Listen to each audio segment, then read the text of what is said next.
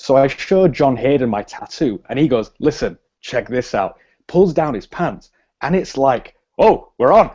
Hey, sports fans, Haroon Rashid, Khemeia Consulting, and welcome to Haroon's Hangout, the internationally featured show on marketing innovation, where we make digital marketing simple, straightforward, and fun. Today, what is an innovative digital marketing strategy? And I am joined today by the head of Khemeia Consulting, Mr. Ian Sharp. Hey, Ian. Hey. Oh, yeah. Sorry. Yeah. Hey, Haroon. How are you doing? Good morning. Busy call, eh? Okay, cool. So today we're going to be talking about this whole innovative digital marketing strategy. I'll just get the ticks up for what you can expect from today's show. So we're going to talk about what is a digital marketing strategy, how you can make your digital marketing strategy innovative, and examples of innovative digital marketing strategies. And I think a good way to kind of kick this off is just a story that we've got from Kina Grannis. Now, if you don't know who Kina Grannis is, just Google her. Kina Grannis. Grannis is Grannis.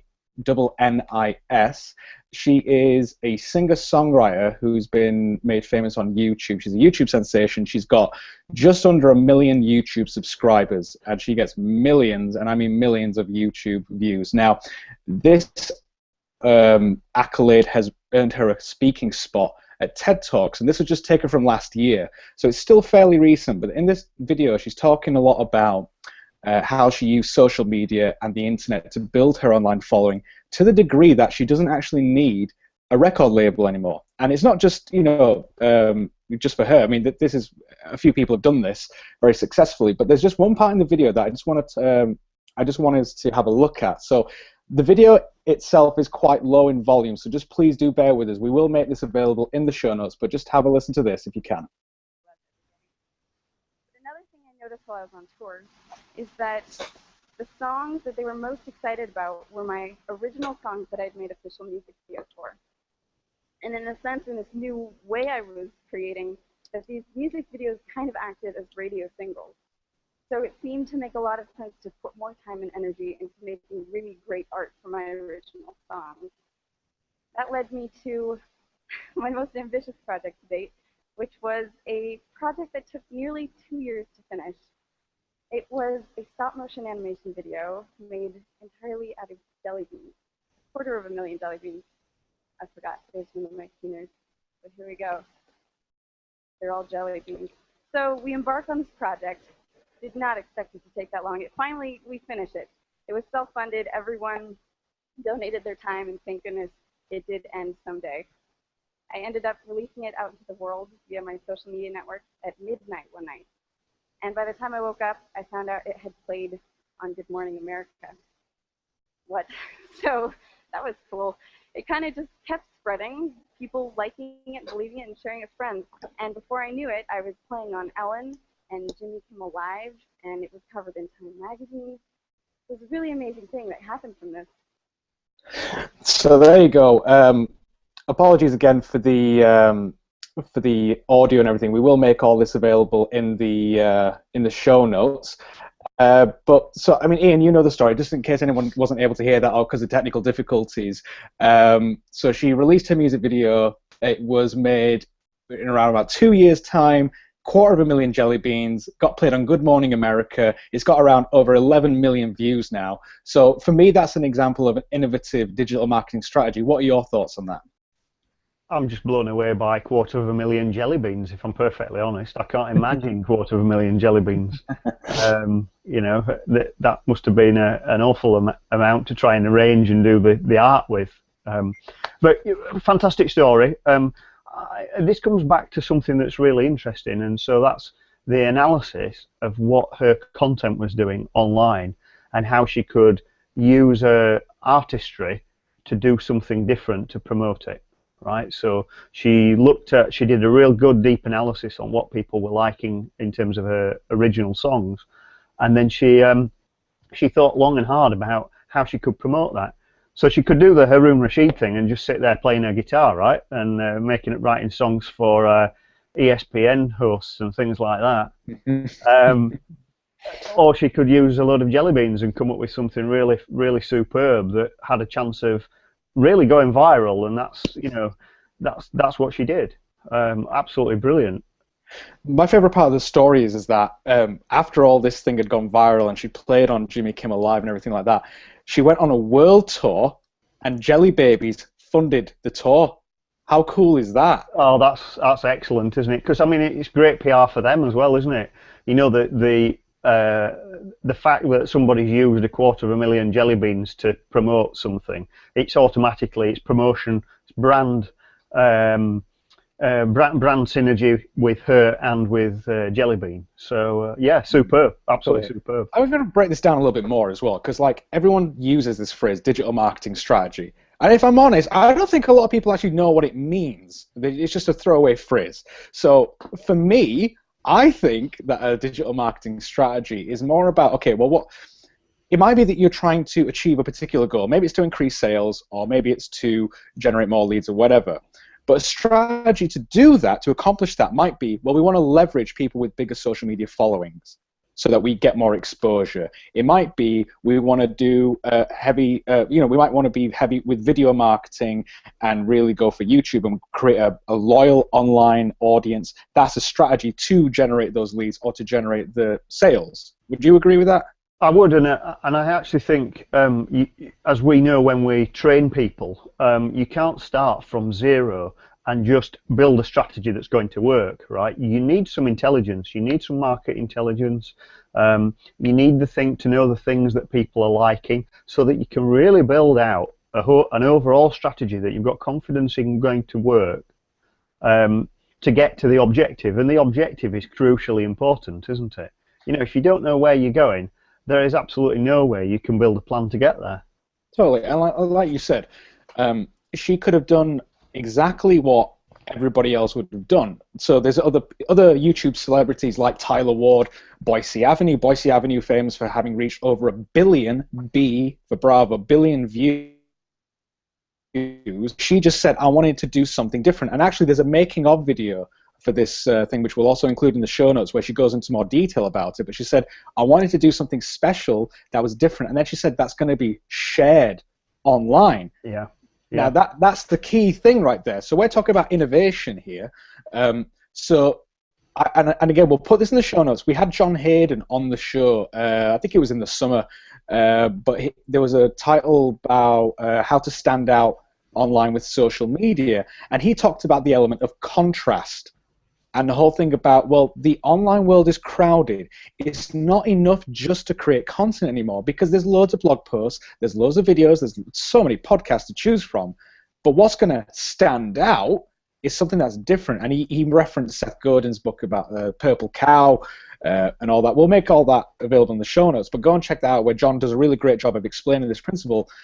But doing just a sit-down, acoustic version of your song, or a nice music video, like everyone else does, it's going to get lost.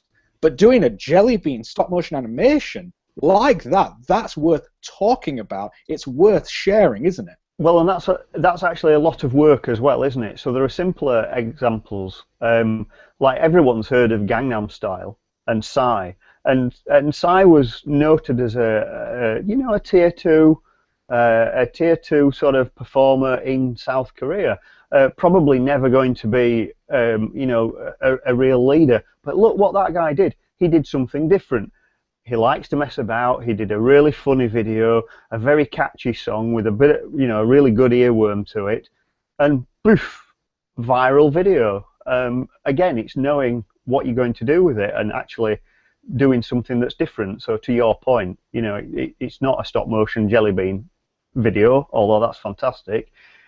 He's done a fairly low budget video and still got the same impact, but because he's thought about it and done something different.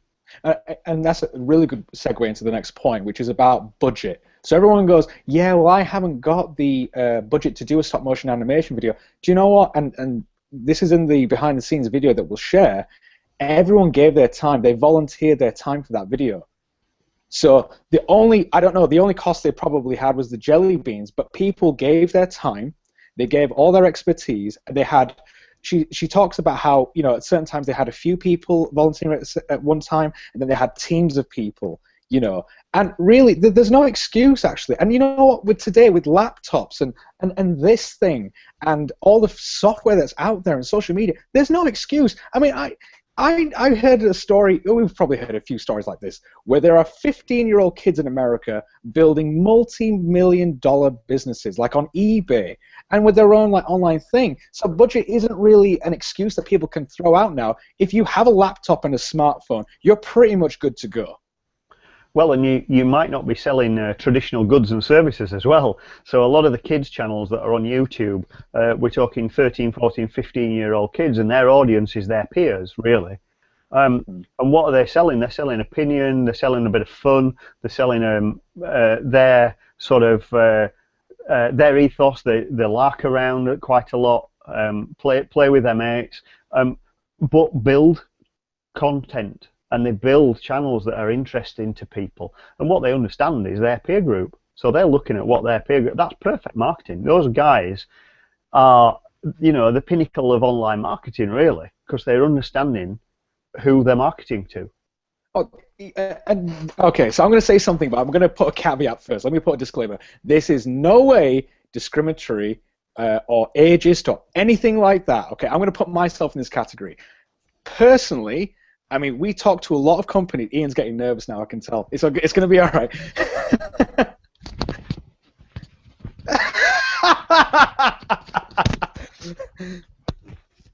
I'll be back. Well, we talk to a lot of people who are trying to do digital marketing, and they're getting stuck and everything like that. And they actually say, well, you know what, we're not technology natives. They feel like they may be too old. Now we say no, this can be learned, but what they're actually saying is we need someone younger who is used to all the social media stuff, and they're saying, you know, they have all the great ideas, they're used to the platforms, they get it. So I'm saying that, you know, in this instance, if you've got someone who's in that 20 to 25 age bracket and they're used to social media and all that kind of stuff, that might be a really good thing to do, okay? And again, it's not in any way being ageist or anything like that. I think Ian has actually gone. I don't know where he's gone. But we'll carry on. So, you know, I think that it would be good if you're a solicitor's firm or if you're like an accountant or anything like that, go and like try and have a look at what, hey, he's back, he's back. I actually thought you were joking and you actually went. I am so sorry. I just had a high value parcel turn up that's come from India, right? And they tried to deliver it yesterday, and I was on a call. So there's absolutely no way I could not step out and get it. Look at that. Khemeia working even during the shows. Check it out. So, so what I was saying there, Ian, was that, you know, it'd be good to actually, if you're like a traditional sort of firm, it'd be good to get someone in the age bracket of maybe 20 to 25 who is not a technology native as such, but people who get it, people who understand how to reach people online. And there's a really important point there. It's not about the technology. It's about the connectivity. So the technology is almost irrelevant. The smartphones are so easy to use. The simple laptops, MacBooks, Chromebooks, they're so easy to use. The younger generations aren't, you know, and there've been studies done on this, they're not actually interested in the technology at all, nor should they be. It's the tool set and the fact that social media allows them to get that reach, and so they embrace that, they use that, they connect to their peers and well outside of their peer group, you know, and connect globally, which most of us who are not millennials don't feel comfortable doing. And I don't think that there's anything wrong with just trying to listen to someone who is, you know, maybe younger than you, because I think that, you know, we talk to so many companies, and there's some people who have said to me, well, why am I going to take advice off someone who's younger than me, you know, or all that kind of stuff. And I think you got to put that pride aside, you know, just kind of understand that the world has changed, and they might know some stuff that, you know, could actually help you generate some more leads and more sales. Haroon's Hangout is presented by the Khemeia Network and Khemeia Consulting, Yorkshire's innovation agency, where we believe that innovation is the key to business growth. So we've spoken a bit about what's an innovative digital strategy? What else do you think are the key elements, Ian, of an innovative digital strategy? How can people get started? By figuring out where they want to be. So one of the biggest things in business, and it doesn't matter whether you apply it to employing staff, finding a partner to work with, outsourcing some technical work, or your marketing strategy. The thing you've got to know is kind of what I said before. You've got to know where you're going. If you know where you're going, then you can start to build that plan and strategy to get there. Without knowing where you're going, you're really directionless, and you'll really have a hard time motivating a team to follow you and to participate and contribute without that sort of plan in place. I think I'm going to say like another example of an innovative digital marketing strategy. I'm going to take three. I'm going to have three because it's my show. So one is GoPro. And I love the stuff that they've done, like with the Superman GoPro thing, and loads of people doing lots of extreme sports with GoPro. That's great. Will it blend? And the third one is Dollar Shave Club. We've talked about those guys before on the show. We'll put them all in the show notes again. But check out, those are three very different, innovative ways of promoting a product or a service. Hey, GoPro are going to think we're after a freebie, right? Because we covered it on At the Sharp End on Monday. If GoPro want to send us some stuff, I'm not going to say no. We'll tweet them this video and let's see if we can get some free stuff from them. But GoPro, yeah. Let's just move quickly on then. So don't forget to catch At the Sharp End, which is Ian's show, like he's just mentioned, Mondays 9 a.m., where every business can be profitable. So do be sure to check that show out. So we're moving on to the question of the week. This week's question comes from Ian in Leeds, not you, another Ian. And he asks, oh, you're right. Ian asks, how long should a blog post be? So I think that's a really good question. Do you want to tackle that one first, Ian? Yeah, sure. I guess the honest answer is it depends what you're writing about, right? Attentions tend to be short on the internet, but you'll see long-form articles as well as very short-form articles. If you're just trying to grab someone's attention and drive some traffic, a few paragraphs, or one paragraph even, can be just enough if you've got the right wording in there. And if you're driving them to some other content, to your website or something like that, that's absolutely perfect. And then the long-form content can be much more opinion, detailed analysis, but you're not going to write one of those every week or every day, are you? That's almost impossible. So really balancing those two things together to get your content plan working is crucial, because it's about volume of traffic as well as content. Yeah, I mean, when I train people, I say that there's three rules. It's got to be interesting, relevant, and compelling. That's the formula that we use for excellent content. So like Ian's saying, it could be a paragraph. It might have to be a longer one. The other thing I would say is that people don't read online, they scan. They scan for keywords, images, phrases that are interesting to them. So the way that you actually format your blog post, the way you structure it with bullet points and nice big headings, is just as important as how long it should be. Make it scannable, and that's one tip that I'm going to give. Right, I think we're going to leave it. I'd like to make a point about that as well, because you're absolutely right. The number of I do read online. I read a lot online, and one thing that really annoys me to death is you find a link in a news feed. So you might be using Feedly or Zite or Flipboard or something like that, and you've got a great looking article and a nice picture, and you click on it, and the site that you go to is laden with adverts, and it's really annoying to view. It's really difficult to scan, and if you're viewing it on a tablet, as I often do, then it's difficult content to consume. Whereas if you go to a proper blog and it's got minimal advertising in it, then it's much easier, and that you can get much more out of the content, because all that advertising and distraction really turns me off from reading it. Absolutely. Well, be sure to check us out next week, where I'll be with John the Major Stevenson, who's Head of Business Insights at Khemeia Consulting, where we'll be talking about how to find a digital marketing leader in your company. Make sure you don't miss it by subscribing to the blog and the YouTube channel, so then you won't miss any of the updates that we have. So I think we're going to leave it there. So thanks a lot to Ian for coming on the show. Thanks a lot for coming on, Ian. You're welcome. Thanks a lot, and apologies for two things today. One, wearing a check shirt, which is really giving the camera a hard time, and two, nipping out to meet Mr. FedEx. So sorry about that. No need to apologise. I'm digging the shirt and I'm digging the parcel anyway because it helps the business. So catch at the Sharp End on Monday, and I'll see you next week, sports fans. Take care.